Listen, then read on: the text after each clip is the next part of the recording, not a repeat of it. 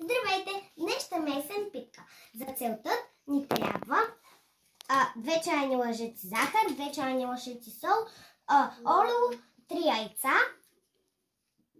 брашно и прясно мляко, кисело мляко, 2 пакетчета мая и прясното мляко трябва да е топло. А сега да започваме. Първо сипваме прясното мляко.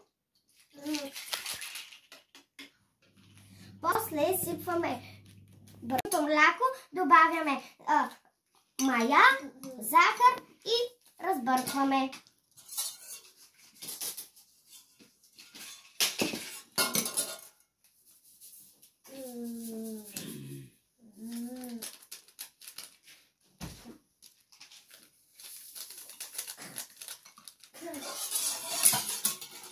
Бъркаме хубаво. А сега сипваме яйцата.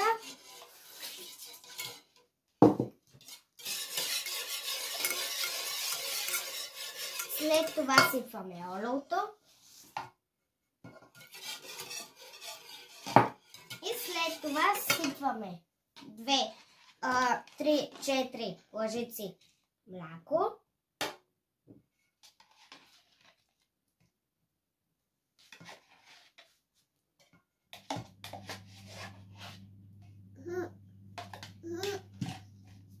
И бъркаме. И накрая слагаме солта. И бъркаме хубаво.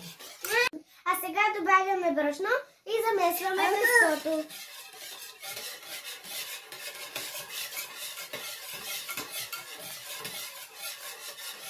Замесваме хубаво тесто с цяла ръка.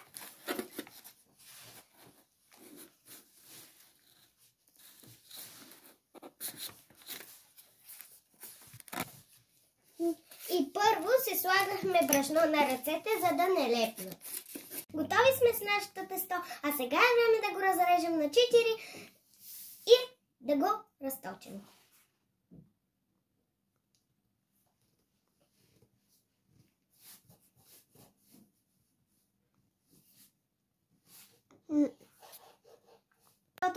На 8 половинки и ще си направим сега кифлички. Навиваме горната част, на долната слагаме малко масълце и навиваме. И пълним нашата тава.